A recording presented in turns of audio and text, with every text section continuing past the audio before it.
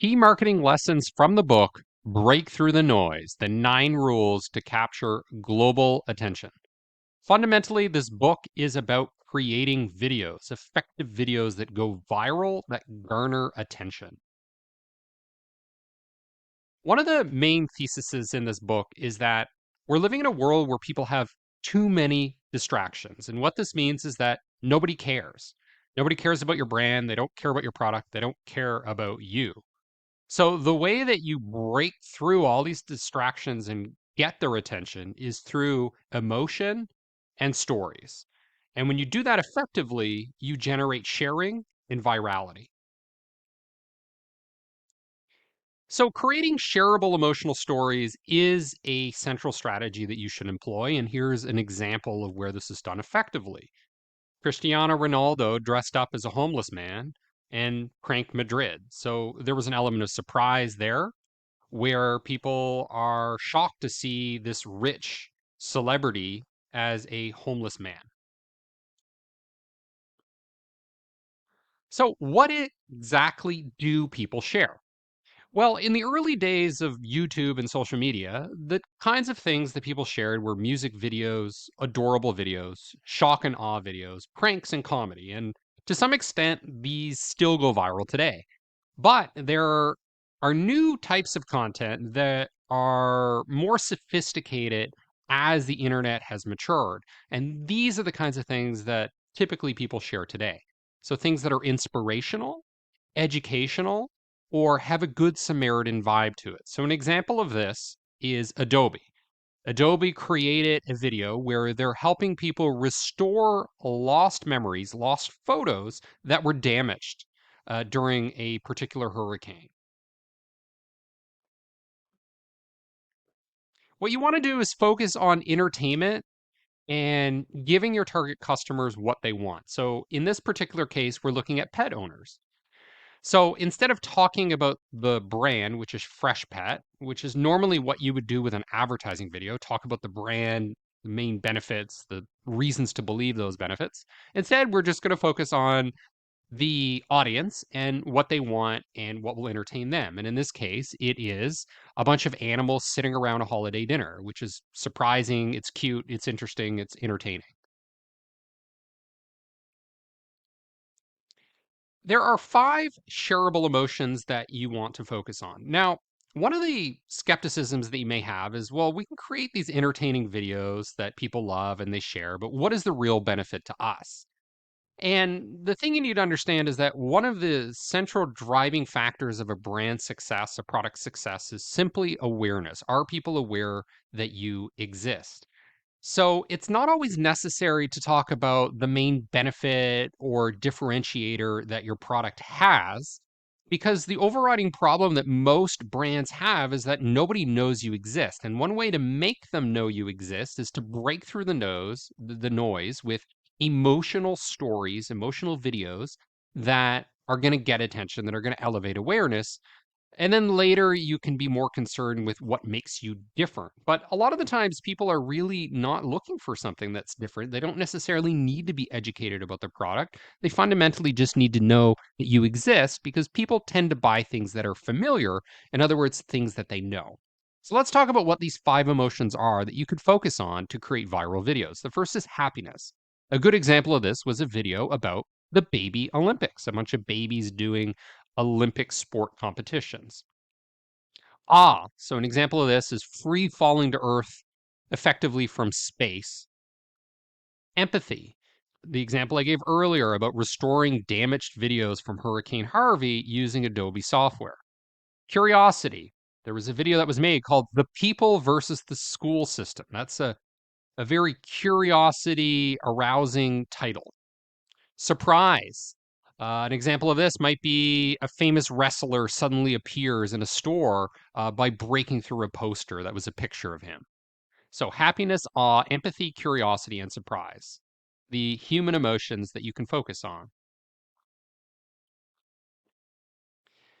Now, the psychology here is to understand that people share because it represents how they would like to be perceived. In other words, it's social capital. People don't necessarily share everything that they're interested in or most of the stuff that they watch. They share the things that reflect better on them, that make people think they're smarter, they're more interesting, they're better people. And if you want to learn more about this concept, I suggest reading the book Contagious by Jonah Berger, who's a professor at Wharton Business School, one of the top business schools in the world. And basically, the idea here is that things go contagious largely because of this social capital concept that people are sharing things because it elevates their social status or how people perceive them. Another key concept is that you want to offer value without asking for anything immediately. So a lot of marketing, ineffective marketing, is doing things like cold emailing people and be like, "Hey, can you jump on a sales meeting with me for 15 minutes?" Well, you haven't offered anything of value. You're just asking. You're trying to take. You're trying to grab people's wallets, and that's what a lot of sales, a lot of marketing looks like. But when we're trying to create viral marketing that breaks through the noise, breaks through the distraction, it's all about giving, not taking. It's about them, it's not about you. And to do that, you need to understand what they want, which may be a bit outside the context of what you're selling. Ads that are inherently valuable versus ads that are just interruption. Now, I want to qualify this with my own insights, which is that if you're doing something very bottom of funnel, in other words, you're trying to get a sale and you're saying, okay, we're 75% off, buy now, and here are the details about our product, then that's a case where you really do need to talk about yourself. You need to talk about your product. But that's not what we're talking about with this book. What this book is really helping us with is the top of funnel, more elevating the awareness for long-term big impact, not just sort of how do I get a quick early buck. So here is where we need to focus more on the customer and what they want, being more empathetic rather than more product centric. So we really need to aim for this emotional response. And that's what gets people to interact with your content is when they're emotionally moved by it. And surprisingly, a good engagement rate is only 1%.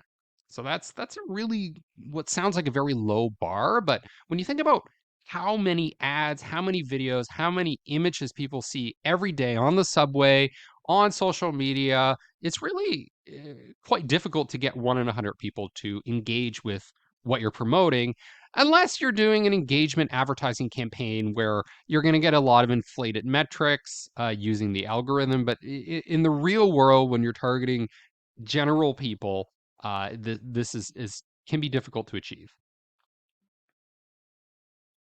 So delivering pure value. A good example of this is Jay Shetty. Jay Shetty is this stellar personal brand. He seems inspiring. He's elevating. He's going to help you. He's almost like an Oprah type figure. And so he creates this content that is all about value. If you're in a long distance relationship, watch this. If you need direction, watch this. So he's getting attention by simply offering pure value. Now, the benefit of this is that it is elevating his brand, but that's not really the central creative strategy behind his content. The central strategy is what do people need to hear? What do they need to learn? How do they improve their lives? Patagonia does some really effective marketing by donating their time, their energy, percentage of revenue to environmental groups globally. And this is what I would call a PR strategy, a branding strategy that's very effective lately with brands. We see Lacoste, for example, they created a limited selection of polos where instead of using the crocodile as their logo, they use endangered species. So there's a story that's built into these charity type events that creates journalistic value. We're telling a cool, positive story about improving the world, and we're pegging that to our brand. This is kind of the meta strategy of marketing. So if we consider, for example, the Lacoste endangered species promotion, well, there's only a limited number of polos. So it's not the sales of those endangered species polos is nothing. It might even be at a loss with the production. The real benefit, the real meta gain from this is the storytelling. It's ability to get journalists to talk about it, to get people to share it, you're generating tons of buzz, tons of awareness. That's really where the ROI is in these types of things. Taco Bell did an excellent PR stunt. What they did was they created a petition on change.org to create a taco emoji. Very interesting creative strategy. If you want to learn more about Taco Bell strategies, I suggest getting the book Red Marketing, where the CEO of Yum Brands talks about basically employing the Ehrenberg Bass Institute approach to brand marketing. I also suggest reading the book How Brands Grow, which is essentially a lot of the same key elements that you're going to see in this book. Very, very interesting how Taco Bell is able to resonate with new buyers, change their strategy, pivot, and do things like breaking through the noise with a taco emoji. You really need to focus on the headline. And when you create headlines to break through the noise, you need to have journalistic appeal. That means storytelling appeal. That means something that's going to resonate with the reader, something that's just not about touting your brand, your product. So, how do we get immediate appeal? Well, when you create a video, you must state its purpose immediately. You need to hook in the first few seconds. And I think this is one of the biggest distinguishing factors between an amateur video creator or advertiser and an advanced one is that the very beginning of that video really needs to capture attention. Even movie trailers these days start with a mini trailer for the trailer itself. So the most exciting thing is the first thing that happens. So it might be the climax of the show. So this is when you're about to blow up the building, and then after the first 7 seconds, you rewind to show what happened before the building blew up, and then at the end you actually show it blowing up.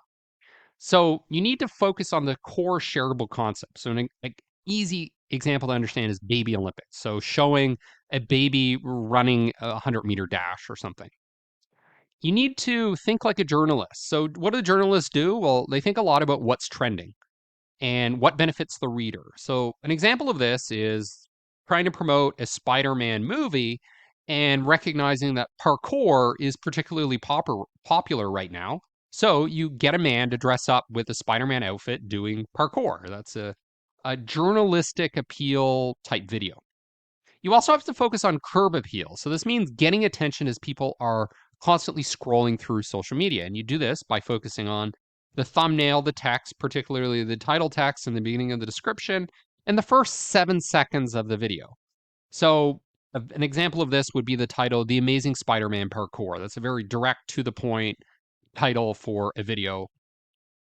And then lastly, you want to give away the best part of the video in the first 7 seconds. I'm reiterating this point. The very beginning of your video, because there's such a high turnover at the beginning of a video where people abandon it, you really need to make that captivating, not boring. A key strategy, something that I really recommend, is riding the wave. And I love this point so much that I'm going to take a direct quotation from the book. One of the basic principles of shareability and breaking through the internet noise is that it is so much easier to attach yourself to something that already has heat than trying to create heat from scratch. Inserting your brand into trending topics can be one of the most effective ways to attract massive attention. So basically, instead of trying to get attention out of nowhere with a cool idea, you simply look at what's already popular and create your own variation on that. I think there are far reaching implications to understand this. This is also just understanding that often unique products themselves are not effective. You have to look at where the demand is. And when it comes from a media, YouTube, video, social media standpoint, the demand is really whatever happens to be trending. And one way to figure out what's trending is to use Twitter, which is now called X, and search for certain hashtags in your category. You can also look at Reddit. And another easy thing is just look at holidays or special days like April Fools and create something centered around that. This is how journalists think. Is it topical? Is it timely? Is it related to what happens to be popular right now? One of the points that the book makes is that by focusing on what's trending or riding a wave, it kind of levels the playing field. So even if you're a small player with a small budget, if you're able to focus on trends, you're leveraging something that's bigger than yourself, even though you have a tiny budget. So very effective strategy for small businesses, personal brands, as well as large ones. So we talked about how you can piggyback off big trends. Another thing that you can do is kind of do the opposite, where you take a trend or a commonly accepted view and flip them to the exact opposite. So this is called flipping the script. So an example of this is something like saying our education system is not broken. Well, if most people think the education system is broken, you say it's not, that'll get attention. It stands out. Another cool example is the CEO of this Profit Well company. He creates a video where he just repeats the word churn 100,000 times. I really like this. I didn't at first, but now I really get it. What you're doing here is you're trying to embed in people's mind the key thing that you want to associate your brand or your product with. In this case, Profit Well associating itself with churn reduction. And this has journalistic appeal. You're getting the CEO of this company to just repeat the word churn a million times, 100,000 times to be precise. That's the kind of story that's effective. Now, this only got 25,000 views, but this is just one video on YouTube. Where I see most of the content from this man is through LinkedIn. So I think if you combine all the views together and consider that his target audience is going to be SaaS companies, which is not everyone, you're not trying to appeal to everyone, then that's quite a success story. Another similar video was a up and coming influencer who just said I'm Poppy for 10 minutes. So what she's embedding in people's minds is her brand name. I'm Poppy. And you see this with musicians all the time where they will say their name in the video. Very effective at marketing. The other key approach you could take is just say the opposite of what's popular. So if there's something that's particularly trending, you can just come out and say the opposite. Lots of people become famous doing this. Another cool thing is we look at YouTube ads. We look at Super Bowl ads. They're typically very flashy, high budget, high production value. And then FedEx says, okay, let's just do this color screen bar to make a point. So what they're doing is they're breaking through the noise by doing something different from the other brands that are advertising there. One strategy that particularly resonates with me is the idea of piggybacking. So we look at Justin Bieber and Shawn Mendes, two very successful musicians, celebrities, and both got popular doing cover songs. So just doing songs that are already popular, that are already trending to elevate your own brand. Now, there's some platform specific advice here. So if we look at YouTube, which the author suggests is like a library, like the town library, what you want to do is offer very specific information because people have very specific intentions when they go on YouTube, like how to fix a toilet seat.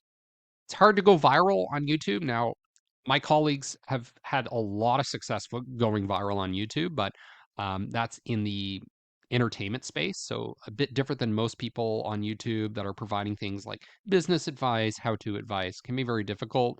There's a lot of emphasis on YouTube on the long tail of search. So because YouTube is the second largest search engine, long tail keywords can actually have very high search volume or high recommendation volume. People are often going there to solve very specific problems, so that's why having a clear specific title can be effective. You can put keywords with high traffic at the beginning of the title to help with your YouTube SEO. The first few words of the description are critical to see that it's relevant. You also want to add relevant tags. So don't just add a million tags, add the ones that are really focused. Now, moving on to Facebook, which is like the town square where people are actually engaging and having conversations. YouTube, not really that much engagement. Yes, there are comments, but not a whole lot of interaction there. You can aim for a 1% engagement on Facebook. Really focus on attention-grabbing headlines with a great visual to stop people from scrolling. Focus on the muted experience because most people aren't going to be listening to sound. Focus on the mobile experience because they're usually using their phones. The vertical experience, 9:16 aspect ratio, big bold text so people can read rather than listen. Now, Instagram, which is like the art gallery, very short videos, have a specific value proposition. People often follow people or brands on Instagram for very specific purposes or specific types of content. If you deviate too much from that, it may not be successful for you. And don't do more than one post per day. So maybe a few per week in general. Now, lastly, I want to conclude with some copywriting advice. So let's look at a good example of copywriting. Adobe wanted to blah, blah, blah. This sounds more journalistic. And one of the reasons is because the copy distances the brand from the content. It sounds neutral, it's third person, it's past tense. So that's the way that a journalist writes, as opposed to a conventional ad where it's all about you, your brand, your product. And the other key thing that you want to do is marry the text and the visuals. I think a lot of people simply repeat what's in the title or the description as text on images or videos, but really you want them to kind of synergize together. Somebody that does an excellent job of this is Mr. Beast. You'll notice that his thumbnail images have no text. Now, I'm not saying you don't have to have text at all. This is an extreme example, but you can see that the visual does something, and then the title, 7 Days Stranded at Sea, complements that. So they work together rather than being completely redundant.